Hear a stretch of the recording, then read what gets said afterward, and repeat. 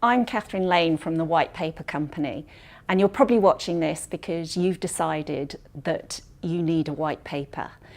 It's likely that you've already thought of a subject area, a problem that perhaps your target audience needs solving or needs more information on. It's quite likely you might have thought of a really catchy title as well behind your white paper. But if you don't think of these following three things, your white paper won't deliver on its promises. The first thing it needs is research, and you don't need a huge budget to do this research.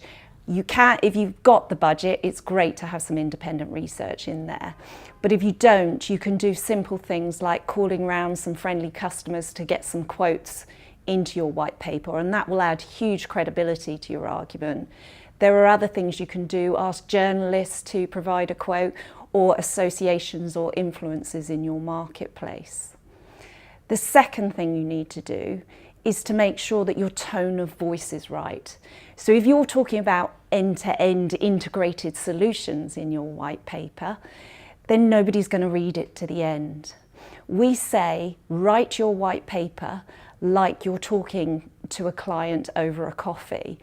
And if you use that language, then you will hit the right tone of voice and people will read to the end of your white paper. And the third thing, it's often forgot about, but design is really important as well. And the reason for that is if your white paper ends up looking like a brochure, people won't pick it up. People only pick up brochures when they're ready to be sold to.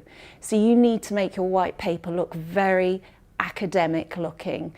And one of the ways we do that is we ask the design team to take a step back and perhaps spend more time designing graphs that go in there, or perhaps an infographic that you can also use on social media to promote the white paper afterwards.